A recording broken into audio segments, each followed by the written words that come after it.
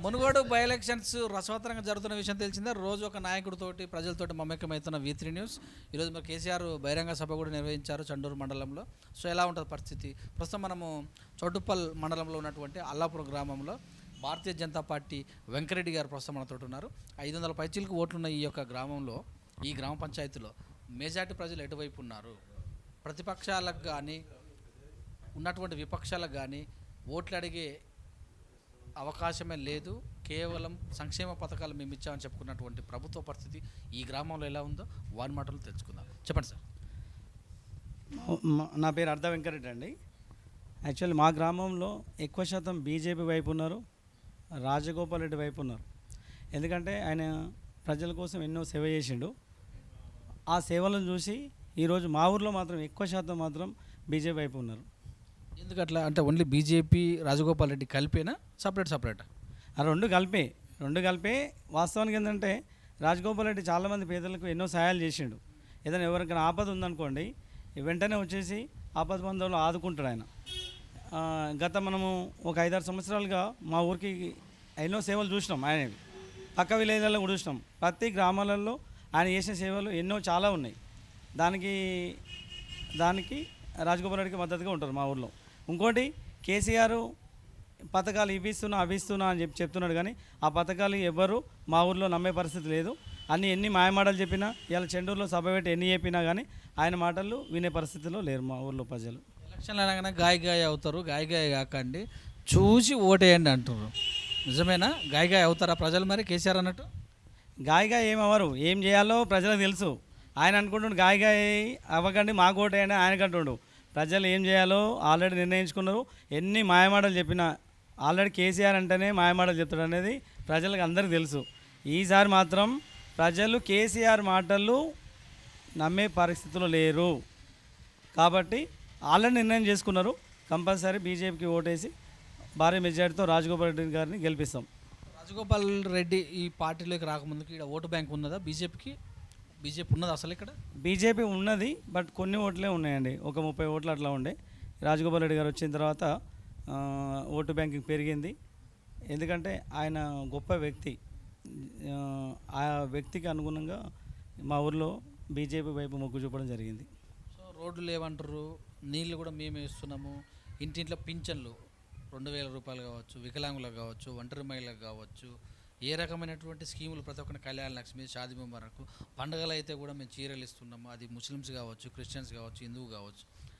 మా జేబులోనే ఉన్నాయి ఓట్లు అనే విధంగా ప్రభుత్వం చెప్తుంది. మరి ఎలా నమ్మాలి? యాక్చువల్లీ మీరు ఇప్పుడు చౌటపల్లి నుంచి వచ్చారు అనుకుంటా. మీరు వచ్చే రోడ్డు చూడండి ఎలా ఉందో, దారుణమైన పరిస్థితిలో ఉంది.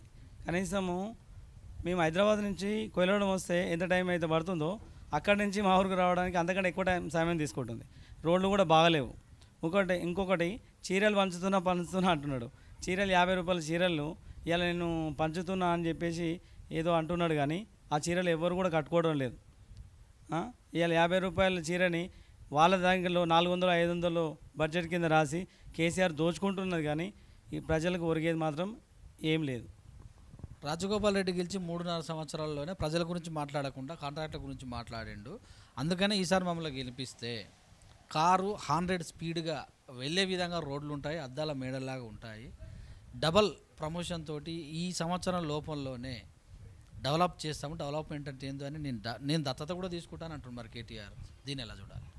కేసీఆర్ దత్తత తీసుకుంటారంటే ఇంతమందికి తెలంగాణ లేదా అండి మునుగోడు? ఇవాళ కొత్తగా దత్తత తీసుకోవడం అనడం ఏంది? ఇంకోటి, రాజగోపాల్ రెడ్డి గారు మీరు యూట్యూబ్లో చూడండి, మునుగోడు కోసము చాలాసార్లు కొట్లాడిన వ్యక్తి ఆయన. చాలాసార్లు కొట్లాడాడు. ఈ రోడ్డు లేదు, ఆ రోడ్డు లేదు, గట్టుపల్లి మండలం కావాలి, పెన్షన్ రావట్లేదు, కాలేజీ లేదు, ఇవన్నీ ఎన్నోసార్లు కొట్లాడాడు.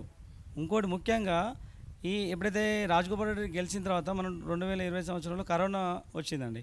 ఆ కరోనా వచ్చిన టైంలో కూడా దాదాపుగా 5 కోట్లతో చాలామంది పేద ప్రజలకు ఒక 2-3 నెలలకు సరిపడా సరుకులు అందించడం జరిగింది. ఏ ఎమ్మెల్యే కూడా చేయలేదు నాకు తెలిసినంతవరకు.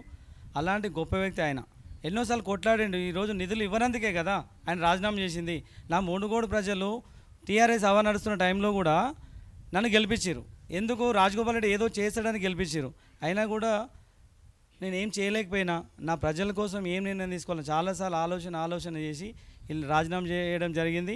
ఇది కూడా మాకైతే అదృష్టంగా భావిస్తున్నాం. ఎందుకంటే రాజీనామా చేయడం వల్ల ఎన్నో కార్యక్రమాలు అభివృద్ధి పనులు కొంతవరకు జరిగినాయి. ఈసారి ఆయన గెలిచిన తర్వాత 100%గా ఆయన అభివృద్ధి చేస్తారని నమ్మకం ఉంది. ప్రభుత్వం కూడా దిగొస్తుంది. ఇలా యావత్ తెలంగాణ ప్రజలు ఈ మునుగోడులో రాజగోపాల్ రెడ్డి గెలవాలని కోరుకుంటున్నారు.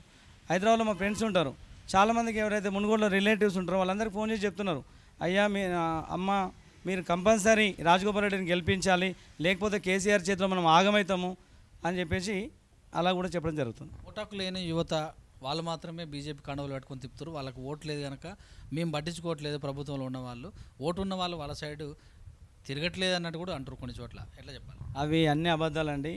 ఈరోజు ప్రతి చదువుకున్న విద్యార్థి ఎవరైతే 18 ఇయర్స్ దాటిన ప్రతి విద్యార్థి కూడా బీజేపీ వైపు మొగ్గు చూస్తున్నారు. ఇవాళ దేశం మోడీ పాలన ఎలా ఉందో మనం అందరం చూస్తున్నాం. వాళ్ళందరూ మోడీ పాలనకు ఆకర్షితులై ఈరోజు బీజేపీ వైపు మొగ్గు చూస్తున్నారు. యువత మొత్తం తెలుసు కేసీఆర్ ఏం చేస్తున్నాడు, మాయమాటలు. ఇలా వాస్తవానికి ఊళ్ళలో ఉన్న పెద్ద మనుషులు ఇన్ని రోజులకు నమ్మినారు, కానీ ఇలా ఇప్పుడు మాత్రము నమ్మే పరిస్థితిలో లేరు. పెద్ద మనుషులకు కూడా అర్థమైంది. ఈరోజు కొంతమందితో నేను మాట్లాడినాం, బయట వ్యక్తులతో మాట్లాడిన, ఎవరైతే పెన్షన్ తీసుకున్న వాళ్ళతో కూడా మాట్లాడడం జరిగింది. వాళ్ళు కూడా కేసీఆర్కి వ్యతిరేకంగానే ఉన్నారు. ఇంకోటి, ఈ ఎలక్షన్లో రాజగోపాల్ రెడ్డి గెలిచినంత మాత్రాన పెన్షన్లు ఏం పోవు. ఏ ప్రభుత్వం అయినా పెన్షన్లు ఇస్తూనే ఉంటుంది. ఏదో మాయమాటలు చెప్పి పబ్బం గడుపుకోవడానికి కేసీఆర్ చేస్తున్న ప్రయత్నం ఇది. తెలంగాణ తెచ్చిన జాతిపిత అని, కళ్యాణ లక్ష్మి ఇచ్చి మేనమామ అయిండని, వీళ్ళకు ముసలి వాళ్ళకి ఇచ్చి పెద్ద కొడుకు అయిండని, సో ఎటు చూసినా రిలేషన్షిప్ తోటి కేసీఆర్ అందరు గుండెలో ఉన్నారని కూడా ప్రచారం చేస్తారు. దీని ఎలా చెప్తారు? ఆయన అనుకుంటుండే ఏమనుకుంటుండే, పెన్షన్లు ఇస్తున్నాం కదా, ఈ పెన్షన్లు ఇంతమంది ఖాతాలు, మునుగోడులో పెన్షన్లు ఇంతమంది ఉన్నారు, కళ్యాణ లక్ష్మి ఇంతమంది లబ్ధి పొందినారు, రైతు బంధు ఇంత ఇస్తున్నా, ఇవన్నీ నాకు ఓటర్లుగా వేస్తారని అనుకుంటాను. ప్రజలకు అర్థమైంది. ఈరోజు ఈ వైన్ షాప్ల రూపంలో ఒక 10,000 కోట్ల ఆదాయం ఉన్నదని ఇవాళ 43-46 కోట్ల ఆదాయానికి తీసుకురాగలిగిండు. తాగుబోతుల తెలంగాణ చేసిండు. ఇలా పిల్లలంతా చూస్తే ఎక్కడ చూసినా బీర్లు తాగడము, మందు తాగడము అలాంటి పరిస్థితి ఏర్పడింది. ఈ ఎలక్షన్ల నుంచి స్టార్ట్ చేసిరు.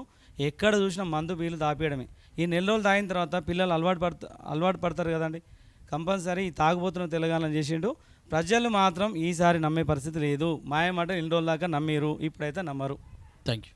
ఓకే అండి.